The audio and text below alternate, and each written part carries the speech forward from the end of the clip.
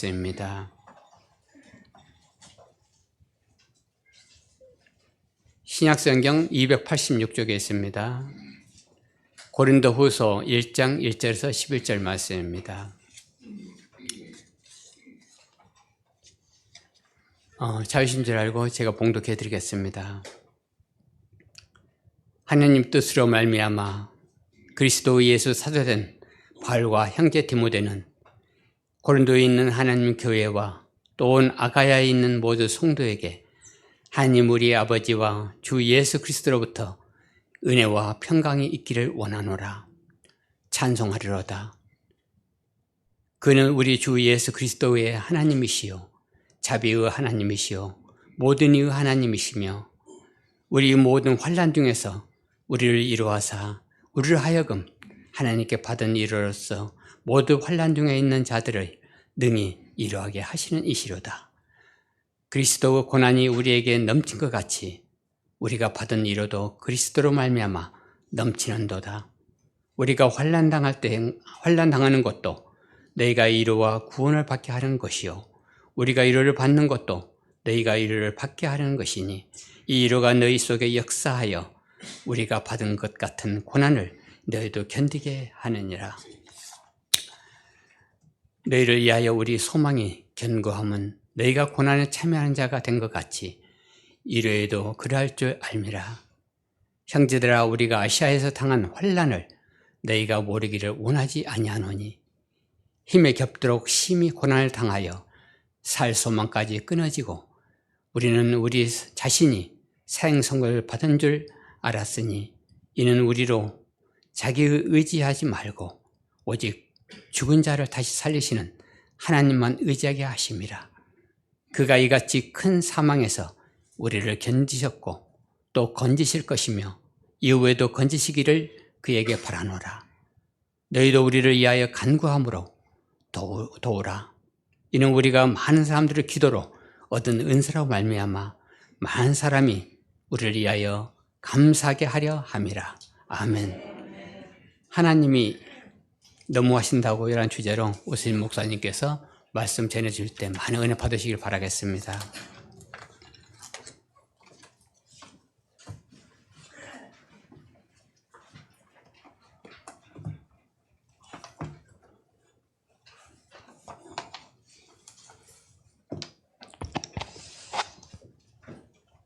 네, 아주 오래전에 한 수십 년 전이긴 한데요. 제가 어느 집회에 참석을 했다가 부흥사가 이런 얘기하는 걸 들은 적이 있습니다. 이 목사님이 지방의 어느 중소도시에서 교회를 개척을 했는데 몇 년 동안은 말할 수 없이 어려웠다고 합니다. 아무리 기도해도 또 전도를 해도 교회가 부흥은 안 되고 그러다 보니 경제적으로 너무 어려웠어요. 여러분도 아시겠지만은 한 3, 40년 전 그때 교회 개척을 하면은 경제적으로 어려움을 겪는 일들이 참 많았습니다. 그때는 다들 사는 것도 넉넉지 않고 그래서 그야말로 목회자들이 굶는 것을 밥 먹듯이 한다 하는 말이 있을 정도로 어려울 적이 있었어요. 근데 아마 이 목사님도 교회가 너무 어렵다 보니까 먹을 것 걱정까지 했던 것 같아요. 아이들이 늘 배고프다고 울고 있고 또 그 사모님은 영양실조로 또 병까지 들고 교회는 몇 년이 지났는데도 부흥은 되지 않고 너무너무 어려운 일만 계속 겹치다 보니까 낙심이 된 거예요. 너무 실망이 돼가지고 어느 날 저녁에는 뚝방길을 이렇게 걸으면서 많은 생각을 하게 됐고 또 저 하늘을 쳐다보니까 하염없이 눈물만 나오더랍니다. 그래서 죽을까 이런 생각도 했지만은 또 그럴 수는 없고 그런데 하늘을 쳐다보면서 갑자기 하나님이 원망스럽더래요. 그래서 대뜸하는 소리가 하나님 감자나 잡수십시오 막 이랬다는 거예요. 그 얘기를 할 때에 얼마나 힘들고 얼마나 낙심이 됐고 절망이 됐으면은 하나님께 저렇게 원망을 하는 말을 했을까. 일면 이해는 되지만은 참 안타깝다 이런 생각이 들었습니다. 물론 이분이 이제 그 후에 교회가 많이 부흥도 되고 또 교회가 많이 성장을 해서 이렇게 여기저기 집회를 다니면서 이미 이제 지난 이야기니까 그런 말을 했던 것입니다. 어떤 권사님이 이런 한탄을 하는 얘기도 들었습니다. 이분이 정말 평생 신실하게 신앙생활을 참 잘하는 분인데 교회에서 봉사자라고 참 누구 못지않게 모범적으로 신앙생활을 열심히 잘하고 있는데 이 고난을 참 많이 겪었어요. 말할 수 없는 이 가정 안에서 남편 때문에 자식 때문에 재산 손실도 많이 보고 엄청나게 많은 고통을 겪었습니다. 그리고 또 그것이 또 잘 이렇게 가정 문제가 또 해결돼서 또 괜찮나 싶었는데 또 세월이 흐르면서 어느 날 또 최근에도 많은 어려움을 여러 가지 겹치는 그 고난을 겪으면서 이런 생각이 이제 들었다는 거죠. 아니 내가 평생 신앙생활 열심히 한 것밖에 없는데 내가 뭘 잘못했길래 뭘 잘못했다고 나한테 이런 고난이 극심한 이 고난이 있는 것일까. 이런 실망감과 낙심하는 마음이 생겼다는 거죠. 믿음이 없는 사람 같으면 아마 이 상황이 되면은 그냥 주저앉고 낙심할지도 몰라요. 그런데 이 권사님은 믿음이 있어서 잘 극복하고 이겨내고 있는 분입니다. 여러분은 그런 경험이 없습니까? 평탄하게 사는 분들도 많이 있지만은 이 고난이 한두 가지가 아니고 이렇게 겹치면서 힘들게 사는 분들도 많이 있습니다. 누구보다도 기도도 많이 하고 또 교회에서 봉사도 많이 하고 그러는데도 생각지도 않은 많은 고난들이 툭툭 터지면서 힘들어질 때가 있죠. 경제적으로도 바닥을 치고 때로는 병이 들고 또 사고가 나고 그래서 정말 낙심에 빠질 때가 있지 않습니까?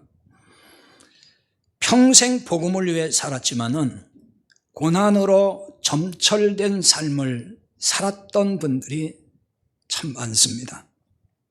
그 대표적인 사람을 하나 꼽는다 그러면은 단연 사도 바울이라고 할 수 있을 것입니다. 사도 바울은 예수님을 만난 후부터 한 번도 안정적으로 편하게 산 적이 없습니다. 늘 가는 그 길이 가시밭길, 고난의 연속이었습니다. 이를 단적으로 보여주는 내용이 오늘 본문에 잘 나타나 있습니다. 아까 읽었던 말씀의 8절 하반절에서 9절의 상반절에 보면은 이렇게 되어 있죠. 심에 겹도록 심한 고난을 당하여 살 소망까지 끊어지고 우리는 우리 자신이 사형 선고를 받은 줄 알았으나 얼마나 고난이 극심했는지 살 소망이 끊어지고 죽음을 선고받은 줄 알았다고 했어요. 나는 이제 죽었구나. 여기서 끝이구나. 이런 생각이 들었던 것입니다. 이럴 때 하나님께서 너무하신다는 생각이 들지 않을까요? 아니 무슨 나쁜 짓 하다가 그런 것도 아니고 누구에게 해롭게 하다 그런 것도 아니고 열심히 복음을 위해 살고 전도하고 생명을 살리는 그 일을 위해 살고 있는데 아니 한두 가지 고난도 아니고 쫙 가는 곳마다 고난이고 아예 이제는 나 이제 죽었구나. 이 상황에서 나 이제 더 이상 살 수 없겠구나. 이런 생각이 들 정도로 절망적인 그런 시간들이 올 때 하나님 너무하십니다. 아니 제가 뭘 잘못해서 왜 제가 이런 고난을 겪어야 합니까? 여러분 이런 생각 들지 않겠습니까? 제가 뭘 잘못했다고? 왜 이런 고난이 저에게 끊임없이 있는 겁니까? 우리가 보통 이런 생각이 들 수 있을 겁니다. 다른 사람 얘기 혹은 지금 사도 바울의 이야기니까 우리는 이걸 편하게 그냥 쉽게 들을지 모르지만 그 상황이 내 상황이었다고 생각을 해보셔요. 하나님께 원망도 나오고 이거 하나님 정말 너무하시는 거 아닙니까? 왜 이러십니까? 이런 생각이 안 들겠냐 하는 것입니다. 그런데 사도 바울은 이런 상황에서 어떤 태도를 보였을까요? 사도 바울은 이런 상황에서도 하나님을 찬송했습니다. 3절에 보면은 찬송하리로다 그러죠. 여기서만 그런 건 아닙니다.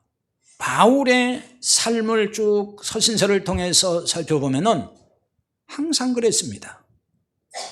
극한 어려움에 처하고 난관에 부딪히고 수많은 사람이 자기를 비난하고 때로는 함정에 빠뜨리고 모함하고 오해하고 한두 건의 문제가 아니고 수많은 고난이 겹치고 있었지만은 항상 찬송했어요. 하나님을 찬송했고 하나님 앞에 감사했습니다. 이 상황에서 찬송이 나올 수 있을까요? 누구나 이런 상황에서 하나님을 찬송할 수 있는 것은 아닐 겁니다. 다 그렇게 살 수 있지는 않을 거예요. 원망과 불평만 하지 않아도 다행이라고 할 수 있겠죠. 제가 몇 년 전에 이런 사도 바울의 예를 들어서 설교를 한 적이 있습니다. 근데 그때 이런 반응을 보인 분이 있었어요. 그거는 지금은 안 계시니까 제가 얘기하는 건데요. 성경을 나름대로 많이 안다는 분이었습니다. 신앙생활을 하루 이틀 한 분이 아니고 수십 년을 했으니까요. 나름대로 지식인이고 또 누가 봐도 다 믿음이 좋다고 인정하는 그야말로 자타가 인정할 그런 분이었어요. 근데 이분이 어떤 얘기를 했냐면은 아니 사도 바울이니까 그렇게 살 수 있는 것이지 우리가 어떻게 그렇게 살 수 있는 겁니까? 우리는 그렇게 살 수 없다 그거예요. 사도 바울이니까 그렇게 살았다. 이런 얘기를 하면서 굉장히 좀 반발하는 그런 말을 했어요. 그러면서 오 목사는 비현실적인 설교만 늘 하고 있다. 이런 얘기입니다. 비현실적인 설교라는 거죠. 사도 바울이 이렇게 살았으니 우리도 이렇게 살아야 된다는 이런 이야기는 너무 비현실적이라는 거예요. 우리는 그렇게 살 수 없는데 왜 그런 얘기 하느냐? 이를테면 그런 거죠. 근데 어쩌면 대부분 성도가 이런 반응과 태도를 보일지도 모릅니다. 여러분 그렇다고 사도 바울이나 그렇게 살 수 있는 사람이라고 나는 그렇게 살지 못하니까 사도 바울이나 해당되는 거라고 그렇게 치부해야 할까요? 그게 맞는 것입니까? 우리는 그럼 결코 그렇게 살 수 없다는 말인가요? 아니, 바울 외에는 그렇게 산 사람들이 기독교 역사에서 없었다는 말일까요? 그렇지는 않아요. 사도 바울만 그렇게 산 게 아니에요. 수많은 그리스도인들이 살아왔고 지금도 그렇게 사는 분들이 수없이 많다는 걸 알아야 돼요. 내가 그렇게 못 사니까 다 못 산다는 식으로 얘기하면 안 되는 것이고 그걸 비현실적이라고 얘기하면 안 되는 거예요. 아, 내가 참 부족하구나 이렇게 깨달으면 되는 것이지 내가 못하니까 남도 못한다 이렇게 그거를 내 기준을 가지고 보편화시키려고 하는 것은 그 자체가 교만일 수 있는 것입니다. 모든 그리스도인은 어떤 상황에서도 하나님을 찬송해야 되는 거죠. 그게 맞는 거예요. 그리스도인 중에 특별한 몇 사람만 이렇게 살 수 있는 건 아니란 말이에요. 어떤 특정한 사람만이 사는 건 아니란 말이에요. 그렇게 그리스도인이 이렇게 산다고 해서 그게 특별하게 주목받을 일이 아니에요. 그리스도인이란 어떤 사람이기에 이렇게 살 수 있는 것일까요? 오늘 2절에 보면은 이렇게 말씀합니다. 하나님 우리 아버지와 주 예수 그리스도로부터 은혜와 평강이 있기를 원하노라. 여기에 답이 있습니다. 그리스도인은 은혜와 평강이 있는 사람이기 때문에 그래요. 은혜와 평강이라는 이 용어는 굉장히 깊이와 넓이가 말할 수 없이 광대합니다. 아주 방대해요. 그래서 그런 의미를 담고 있기 때문에 은혜와 평강의 용어를 이걸 제대로 설명하려면 상당한 시간이 소요됩니다. 그러니까 여기서 오늘 그런 얘기하는 시간이 아니기 때문에 이 단어의 뜻을 깊이 설명하지는 않겠습니다. 오늘은 본문 말씀을 풀어가는 방향에서 간략하게 살펴보려고 합니다. 먼저 은혜입니다. 그리스도인은 하나님의 은혜를 받은 사람이죠. 하나님의 은혜로 구원받은 사람이 그리스도인입니다. 은혜로 구원받았다는 말은 값없이 구원을 선물로 받은 것을 의미하는 거죠. 구원받았다고 하는 것은 모든 죄에서 용서받았다는 것과 같은 말이에요. 모든 죄에서 용서받지 못했으면은, 즉 한 가지라도 용서받지 못한 죄가 있으면 구원받은 게 아닙니다. 구원받았다는 것은 예외 없이 모든 죄, 과거와 현재, 미래의 죄까지도 다 용서받았다는 것을 전제하는 거예요. 그게 구원이에요. 바로 하나님이 죄 없는 자로, 죄인이었지만은 죄 없는 자로 인정하셔서 의롭다고 하셨다는 거. 그게 또 구원의 상태예요. 구원받은 사람이 그런 사람인 거예요. 이뿐만이 아니라 우리에게 성령을 보내주심으로 주님과 연합되게 하셨습니다. 그래서 구원받은 사람은 예수님과 연합된 사람이에요. 하나 된 사람이라는 것입니다. 그래서 에베소 2장 6절에 보면은 예수님과 함께 하늘에 안치운 자가 됐다, 앉은 자가 됐다는 거예요. 그게 과거형으로 되어 있거든요. 이미 과거에 예수님이 우리를 구원하심으로 바로 우리는 이미 이 땅에 있긴 하지만은 하나님 나라에 앉은 자와 같다는 거예요. 그렇게 보신다는 거예요. 영원한 하나님의 아들로 살게 되었다 하는 말이죠. 이 같은 구원, 이거를 값없이 받았어요. 이거 은혜로 받았다고 말하는 것입니다. 이게 복이라고 하는 거예요. 엄청난 복입니다. 그렇게 깨달아져야 되는 거예요. 영원히 지옥 형벌을 받을 자인데 이런 은혜를 받았어요. 이런 복을 우리가 받았습니다. 값없이 받았어요. 여러분, 이게 작은 일입니까? 별거 아닌 겁니까? 아니 너도 나도 다 구원받았다고 하니까 그게 뭐 이렇게 대단해요. 이 사람 저 사람 다 구원받았다고 하는데 그런 거예요?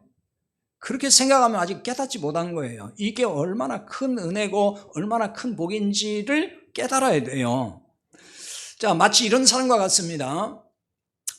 어느 사형수가 사형 집행을 며칠 앞에 놓고 있는데 갑자기 정부 방침이 바뀌면서 대통령이 특별 사면을 해줬어요. 이 사람은 지금 생각하기를 나는 이제 며칠 있으면 죽는다. 그래서 죽은 목숨이라고 생각을 했는데 사면령이 떨어져서 살아나게 됐어요. 이제는 살았습니다. 이 사람이 평생 어떤 사람으로 살아야 할까요? 자신을 사면해줘서 다시 살게 해준 그 사람을 칭송하며 살아야 되는 거 아니겠어요? 그렇게 살지 말라고도 그렇게 살 거 아니겠습니까? 어차피 나 죽은 목숨인데 날 살려줬으니까 그 얼마나 감사하고 칭송받을 사람이라고 생각하겠습니까? 그 다음에 살면서 불편함도 있고 괴로운 일도 있고 또 고통도 있고 고난이 따라오겠죠. 그럼 그럴 때마다 원망이나 하고 괜히 나를 살려줘가지고 내가 이 고통 겪네 이러면서 불평하고 이렇게 살겠습니까? 그렇게 살 사람은 거의 없을 거예요. 오히려 그래, 내가 뭐 이까지 고난, 이 정도 어려움을 내가 왜 못 견디겠느냐, 나 어차피 죽은 목숨이다, 어차피 난 제 2의 인생을 살고 있는데 그 죽을 각오로 내가 살면 되지, 어차피 죽었던 사람인데, 이런 마음으로 살지 않겠냐고요. 어떤 탈북민이 이런 고백하는 걸 들었습니다. 아시다시피 북에는 그 소위 소수의 그 권력층만 지금 잘 먹고 잘 살고 있잖아요.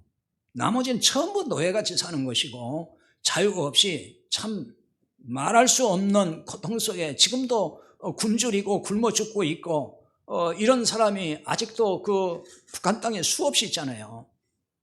그러니까 그걸 견디다 못해서 또 자유를 찾아서 이제 탈북을 하는데, 뭐 지금은 탈북하기도 되게 어렵다고 하더라고요. 이들이 1차적으로 어디로 오죠? 중국으로 건너옵니다. 그 국경을 건너가지고 중국에 와서 한국으로 이제 올 여러 가지 기회를 만드는 건데, 중국 땅에 이제 머물게 되면은 거기 머무는 동안 굉장히 불안하다는 거예요. 왜냐하면 탈북자라는 게 신분이 노출되고 발각되면은 공안에 잡혀가지고 다시 북송될 수 있고, 그러면 이제 또 죽은 목숨이니까 이게 아주 어마어마하게 스트레스를 받으면서 지낸다는 거죠. 자, 그런 과정 속에 있다가 어쨌든 이렇게 탈북 루트를 통해서 우리 대한민국에 왔는데, 이분들이 대부분 공통적으로 하는 얘기가, 우리가 대한민국의 발전을 위해서 뭐 땀 한 방울 흘린 적도 없는데 대한민국이 우리를 이렇게 받아주어서 잘 살 수 있도록 도와주고 여러 가지 편의를 봐주어서 얼마나 감사한지 모른다, 이런 얘기를 하더란 말입니다. 정착하기까지 다른 체제에서 살았기 때문에 굉장히 어렵대요. 적응하기도 힘들고, 그래서 어떤 때는 굉장히 괴롭기도 하고 고통스러울 때도 많고 또 막 사기도 당하고 그러지만은, 좌절이 오지만은 그럴 때마다 북한에서 우리가 어떻게 살았는가를 생각해 본다는 거죠.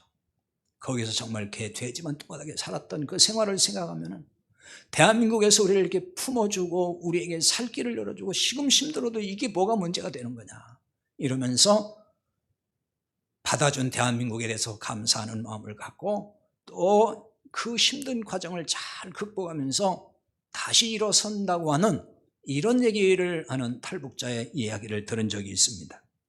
우리가 구원받기 전에 어떤 사람이었는지 깊이 깨닫기만 해도 삶이 달라지는 겁니다. 비록 고난이 닥치고 시련이 닥쳐도 극복할 힘을 얻게 된단 말이에요. 하나님께 받은 은혜를 생각하면은 때때로 불평스러운 마음이 들고 원망도 생기고 낙심도 오지만, 그러나 그 마음을 고쳐먹게 된다는 것이죠. 그러므로 하나님의 은혜 체험이 없으면 고난이 올 때에 극복할 힘을 얻지 못하는 것입니다. 고난이 겹칠 때 감당할 힘이 없습니다. 그래서 좌절하고 자포자기하고요, 어떤 사람들은 극단적 선택까지 합니다. 따라서 십자가 구원의 은혜가 얼마나 큰지를 깨닫고 그거 체험해야 돼요. 그게 머리로만 하는 게 아니라 그것이 내 안에 들어와서 내 생명으로 만들어져야 된다는 말이에요. 이런 사람은 극심한 고난을 어떻게 감당할 힘을 얻을까요? 하나님께 받는 위로로 힘을 얻는 것입니다. 그 4절에 이렇게 말씀했어요. 우리의 모든 환난 중에서 우리를 위로하사. 우리의 모든 환난 중에서 우리를 위로하사. 누가 위로한다는 걸까요? 하나님이 우리를 그렇게 위로하신다는 거예요. 여기 위로하다 하는 이 말은 파라칼레오 그 말인데요, 자기 곁으로 부른다, 그런 뜻이에요. 그래서 이 말이 권한다 혹은 격려해 준다, 또 위로해 준다, 이런 뜻으로 쓰입니다. 하나님께서 고난 중에 있는 우리가 힘들어할 때에 하나님 곁으로 우리를 부르신다는 거예요. 당신 곁으로 우리를 부르셔서 위로하신다는 거죠. 우리에게 용기를 준다는 것입니다. 사도 바울은 이것을 고난 중에 경험하고 있었다는 얘기예요. 지금 그 얘기하는 거예요. 여러분도 고난 중에 하나님의 위로하심을 경험하고 있습니까? 고난이 올 때에 나는 하나님께 위로받고 있습니다. 저는 하나님께 늘 위로받고 그 경험을 통해서 그 힘을 얻고 있습니다. 이렇게 말할 수 있습니까? 하나님의 위로를 경험하는 사람은 사람의 위로가 그렇게 절실하진 않습니다. 그러면 하나님은 어떤 방식으로 고난 중에 있는 우리를 위로하실까요? 요한복음 14장 16절에 이렇게 말씀합니다. 내가 아버지께 구하겠으니 그가 또 다른 보혜사를 너희에게 주사 영원토록 너희와 함께 있게 하리라. 예수님께서 또 다른 보혜사를 너희에게 보내준다 그래요. 예수님이 보혜사입니다.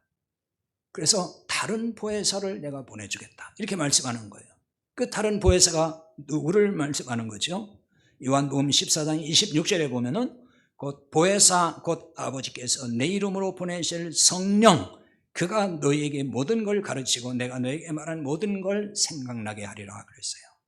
보혜사는 아버지께서 내 이름으로 보내실 성령이라 그랬습니다. 그러니까 성령님이 보혜사입니다. 보혜사 성령 그렇죠 우리가. 근데 이 보혜사라는 말은 파라클레토스라 그럽니다. 이 말은 돕는 자 혹은 변호자, 위로자 그런 뜻이에요. 아까 그 위로하다 이게 파라칼레오라 그랬죠. 이게 같은 의미를 갖고 있습니다. 위로하다. 하나님은 성령님을 통해서 우리에게 위로의 은혜를 주십니다. 성령님이 고난 중에 있는 성도를 깨닫게 하여서 위로하신단 말이에요. 그러면 무엇을 깨닫게 하실까요?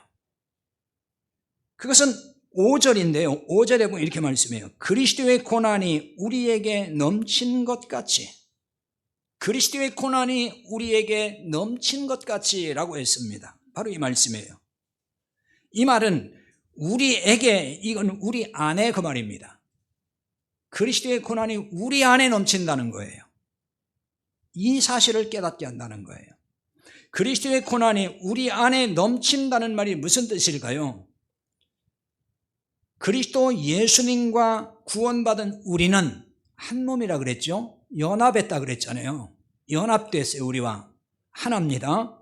따라서 예수님의 고난은 우리의 고난이 되는 거예요.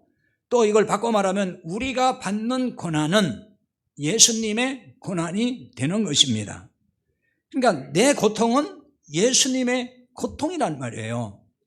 우리는 혼자 고난받는 게 아니고 예수님과 함께 고난받는다라는 뜻이 되는 것입니다.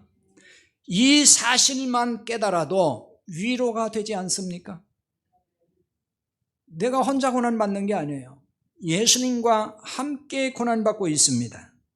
어떤 고난이 와도 그렇기 때문에 두렵지 않습니다. 걱정이 되지 않습니다. 나 혼자가 아니기 때문이죠. 성령님이 우리 안에서 바로 이 사실을 깨닫게 해주신다는 거예요.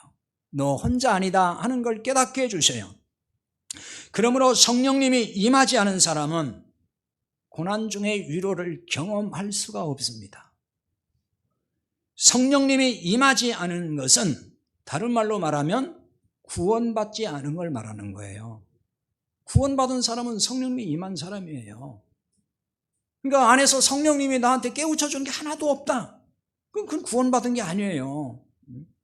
성령님이 우리에게 말씀하는 거예요. 깨우쳐줘요. 가르쳐줍니다.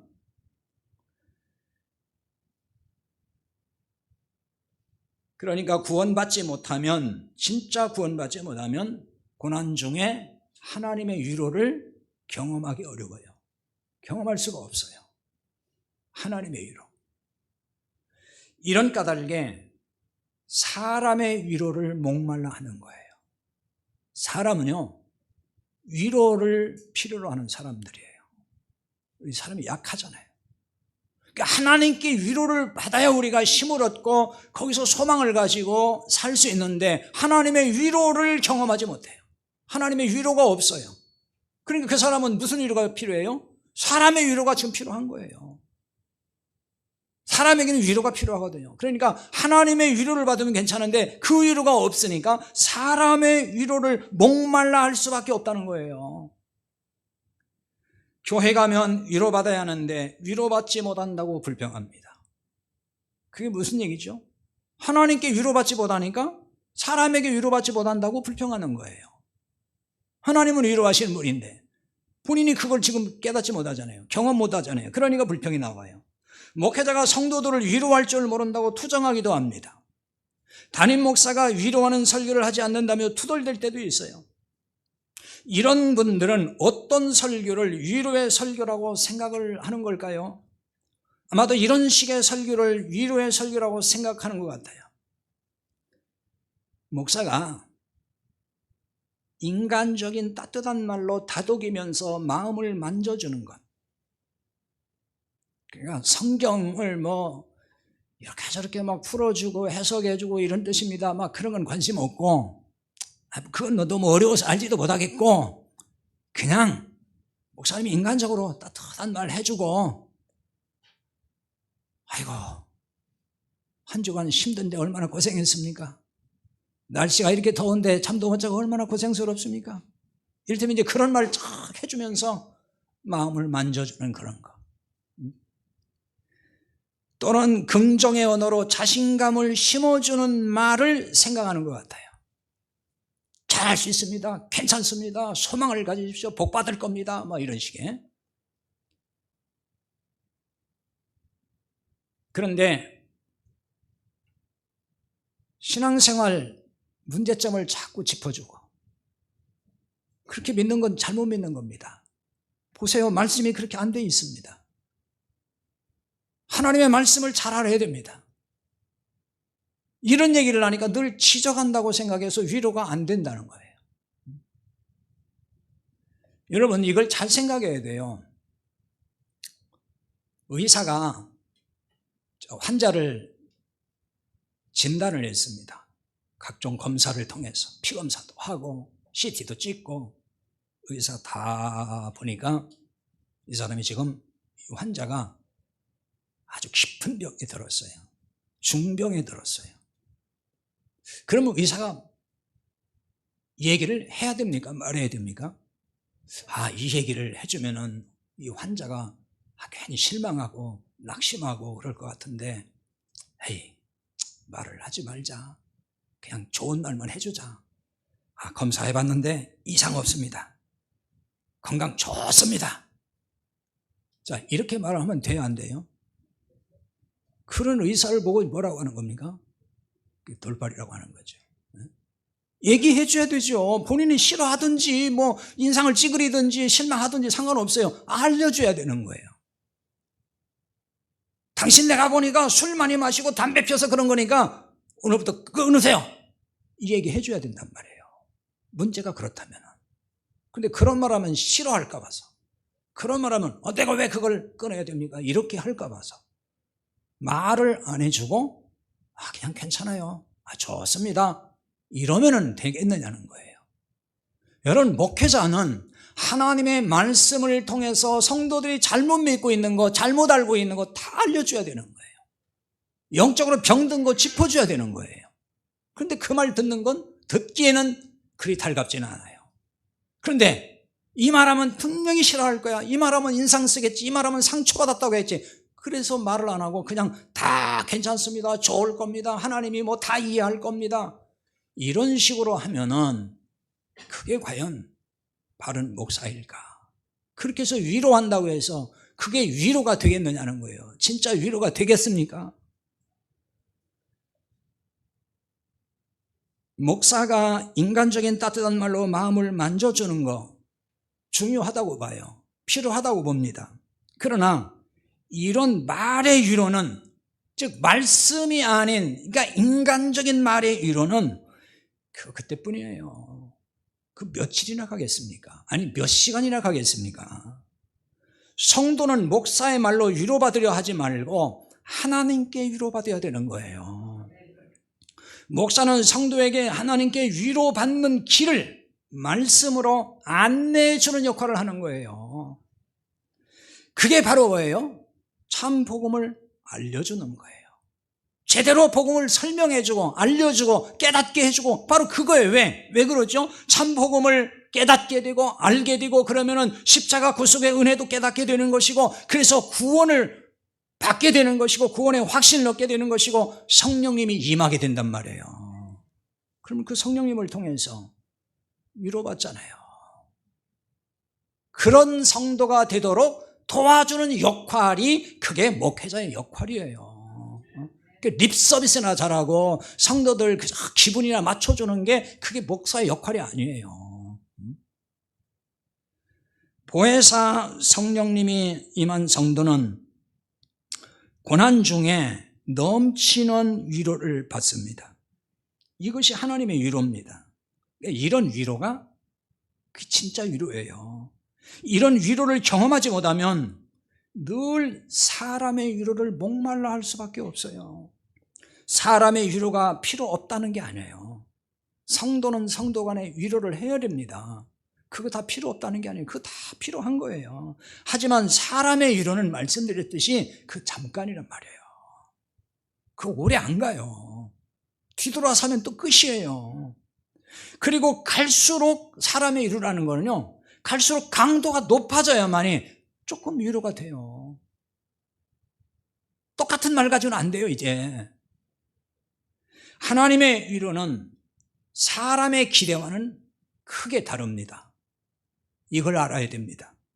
하나님은 환난과 고난의 원인을 제거해 주심으로 위로해 주시는 게 아니에요. 물론 그런 경우가 없는 건 아니지만은 하나님은요, 고난의 상황을 그대로 두고 위로해 주셔요. 그 상황에서. 이 하나님의 방식입니다. 하나님은 고난을 통해 이루어 가시는 게 있다는 거예요. 그 고난을 없애지 않는 이유, 하나님이 전능하지 못해서 그런 게 아니에요. 오늘이라도 이 땅의 모든 고난을 싹 없앨 수도 있어요. 하나님 없애주지 않습니다. 능력이 없어서가 아닙니다. 이 고난을 통해서 하나님이 이루어 가시는 것이 있기 때문에 그런 거예요. 우리 개인의 문제가 다 그런 것입니다. 그게 뭘까요? 하나님이 늘 관심을 기울이셔서 하시는 일, 그게 뭐겠습니까? 그건 구원이에요. 하나님이 하시는 건 그거예요. 한 사람이라도 구원하시는 일. 하나님은 거기에 관심이 있습니다. 그래서 6절에도 보면 이렇게 말씀하죠. 우리가 환난당하는 것도 너희가 위로와 구원을 받게 하려는 것이요. 그랬어요. 우리가 환난당하는 것도 너희가 위로와 구원을 받게 하려는 것이요. 우리가 환난당하는 것이라는 것은 좀 문자적으로 보면은 사도 바울 일행이 당한 환난이에요. 고통입니다. 사도들이 환난 겪는 것이 왜 고린도인들에게 위로와 구원받는 것이 되었을까요? 당시 사도들은 고난을 겪지 않고 복음을 전한 적이 없습니다. 한 번도 고난 없는 상황에서 복음을 전한 적이 없어요. 복음의 진리가 선포되면은 반드시 회방하는 일이 따랐습니다. 반대가 따르고 박해자가 따르고 심지어 생명의 위협이 늘 따라붙었습니다.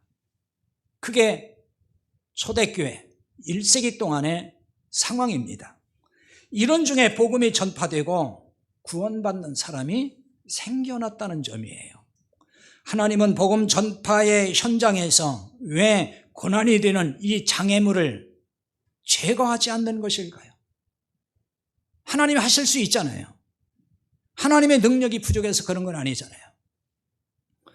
고난을 매개로 해서 복음을 위해 사는 사람에게 하시고자 하는 일이 있기 때문에 그런 것입니다.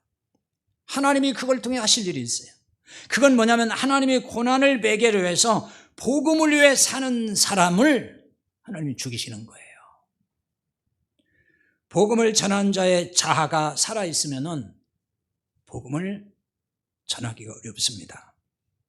내가 죽지 않고는 복음을 위해 살 수 없다는 말이에요.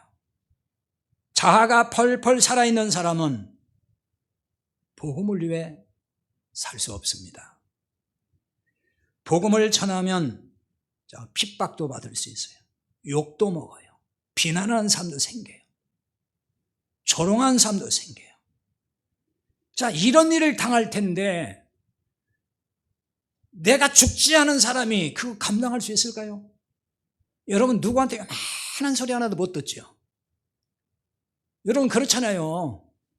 요만큼이라도 비유상하는 말 하면 팩하잖아요 그냥. 요즘 사람이 다 그래요. 애나 어른이 똑같더라고. 그 학교에서도 뭐 선생님이 야단도 못 치잖아요. 잘못했는데. 그럼 또 뭐 폭력이라는 그것 보고. 그렇게 저도 야단 못 쳐요. 목사가 또 폭력 쓴다 그럴까 봐서. 이런 세상이 됐단 말이에요 지금.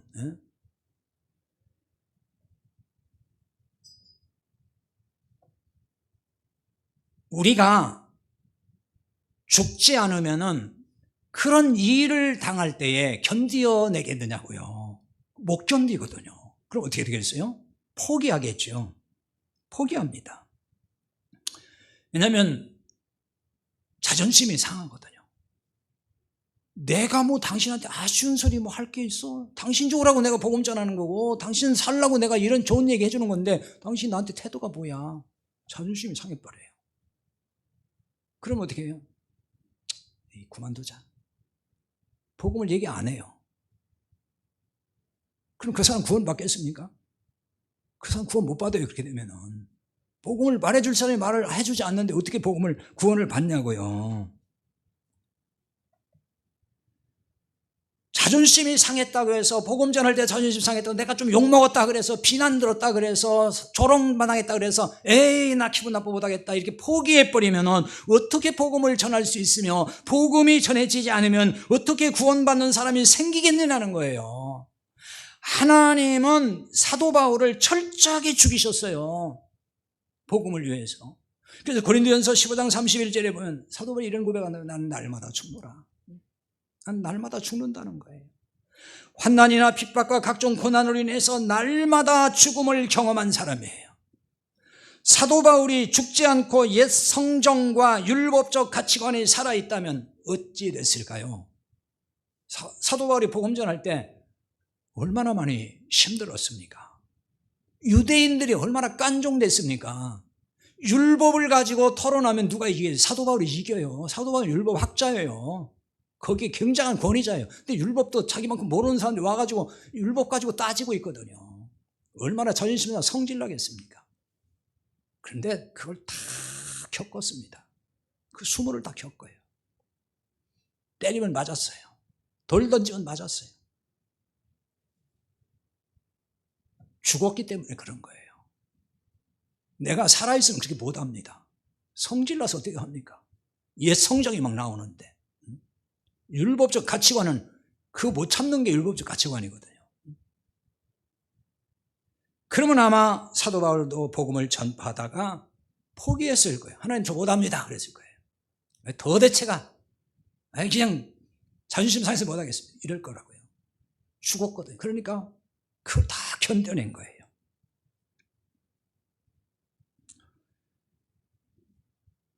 복음을 위해 살아가는 성도에게 고난을 제거하시지 않는 이유가 여기 있습니다. 옛 성정과 율법적 가치관이 살아있는 한 구원의 복음을 전할 수 없기 때문입니다. 여러분이 진짜 복음을 전해봤냐고요?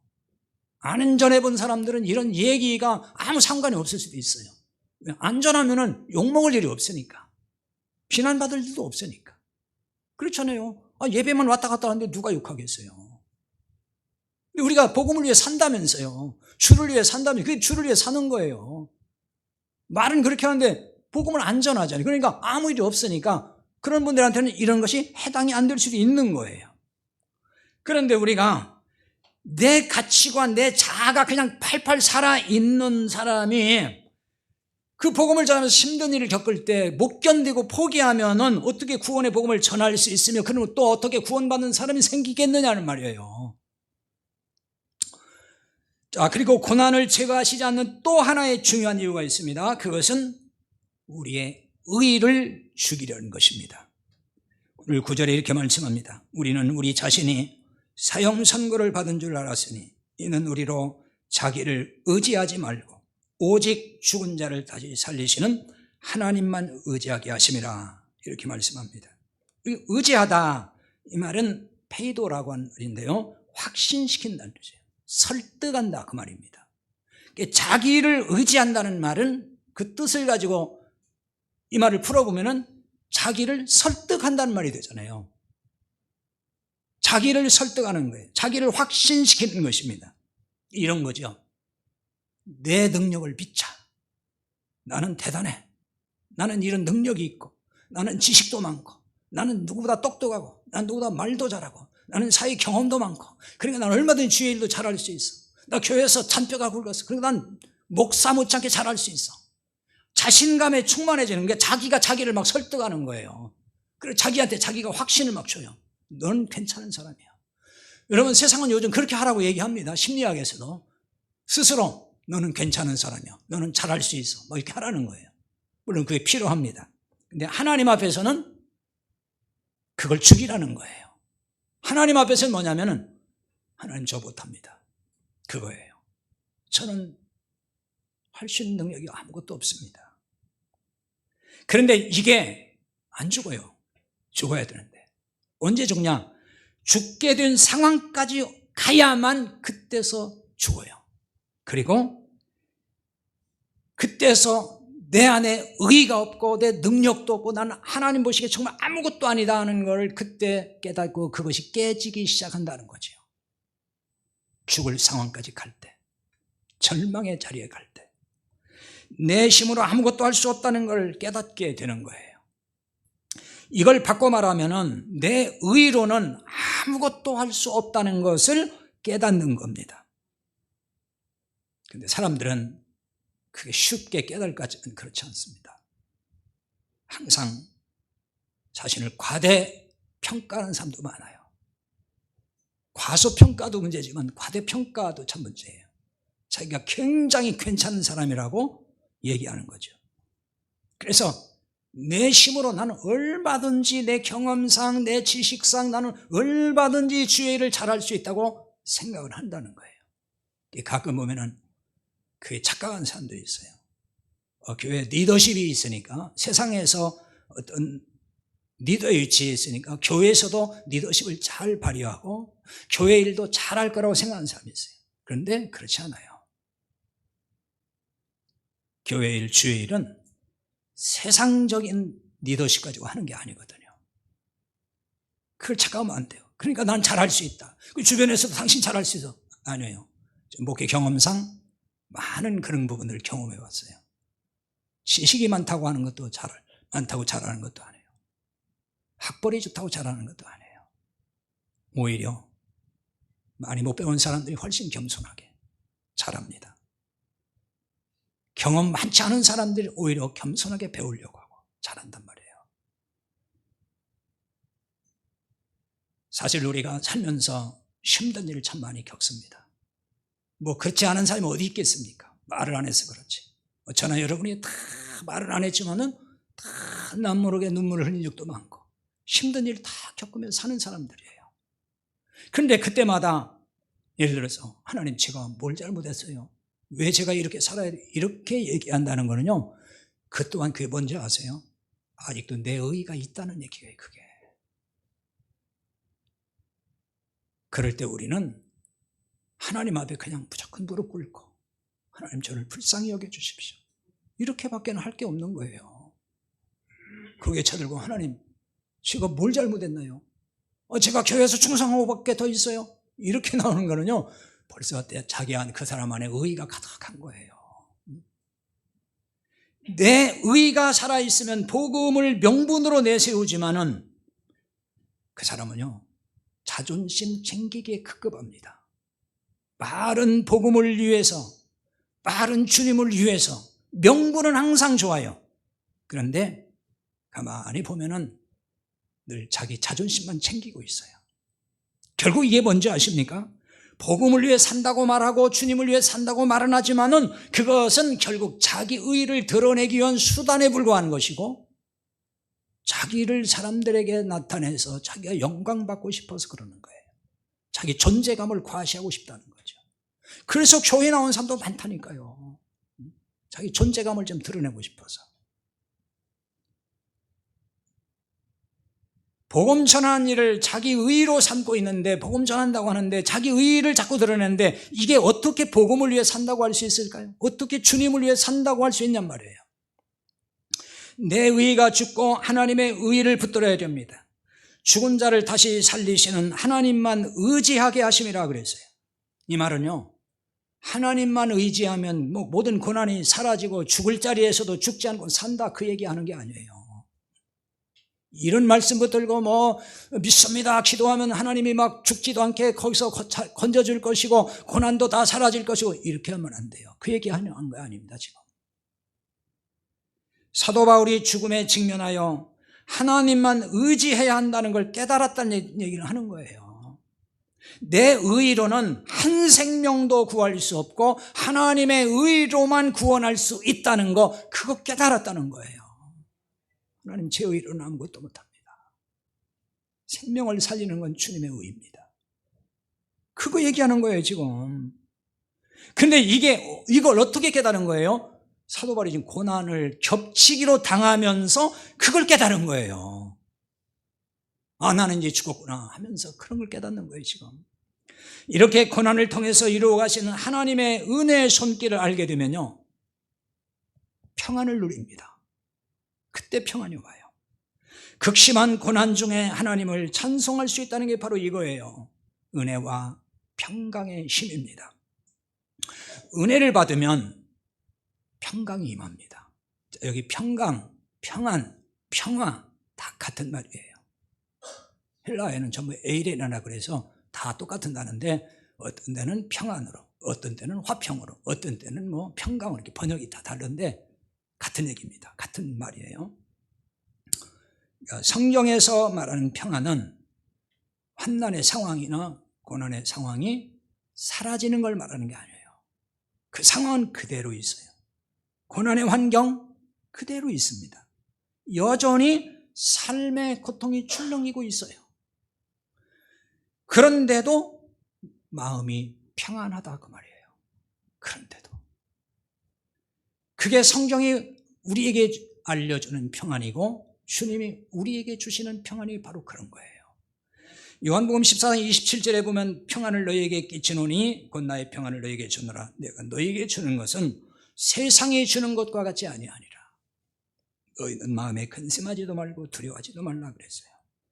주님이 주시는 평안은 세상이 주는 것과 다르다 그랬어요. 세상 사람은 마음의 평안을 어디서 얻으려고 하죠? 그렇죠. 현대인들은 주로 그런 것 같아요. 돈에서, 물질에서 마음을 평안을 얻으려고 하는 것 같아요. 돈이 통장에서 줄어들기 시작하면 그때부터 불안감에 시달리고, 조금이라도 늘어나야만이 든든해지고, 집 한 채라도 늘어나야 평안해지지, 두 채가 한 채 돼버리면 불안하기 시작하고. 여러분, 그 정도 되면은 그게 신이라는 얘기예요. 만모니즘이라고 그러거든요. 그 정도 되면 그 물질이 그 사람한테는 신이에요. 그게 하나님이 된 거예요. 세상에 명예가 없으면 불안한 사람이 있어요. 세상에 권력이 없으면 또 불안한 사람이 있어요. 평안이 없어요. 그래서 그거 잡으려고 애를 쓰는 거예요. 또 마음이 늘 허해요. 그 평안이 없는 거거든요. 그러니까 지금 현대인들이 다 어디로 가는 거죠? 쾌락으로 가는 거예요. 마약 급증하잖아요. 마약 투여하는 사람들. 그 왜 그러겠어요? 공허한 거예요. 마음이 텅 비어 있어요. 채워지지 않는 거예요. 그 마약이 취하는 거예요, 그냥. 그게 죽어가는 거죠. 이 현대인들의 평안이 없다는 얘기예요. 불안하다는 거예요. 세상이 주는 평안은 잠깐이에요. 그런 것들은 전부 잠깐입니다. 순식간에 그냥 없어지고 말아요. 그러니까 이렇게 얻는 평안, 세상에서 얻는 평안은 그건 참 평안이 아닌 거예요. 그러니까 가짜 평안인 거예요. 진짜 평안은 주님이 우리에게 주신 평안, 성령님이 임하여서 하나님의 뜻을 깨닫게 해주면서 우리에게 위로를 받게 하시는 그 평안, 그것이 진짜 평안이에요. 여러분에게 어떤 고난이 현재도 진행 중이고 또 앞으로도 어떤 고난이 닥치는지 아무도 모릅니다. 어떤 고난이 닥친다 할지라도 참 평안과 하나님께 진정한 위로의 은혜를 받고 그 고난을 극복하고 반드시 승리할 수 있기를 바랍니다. 기도하십시다.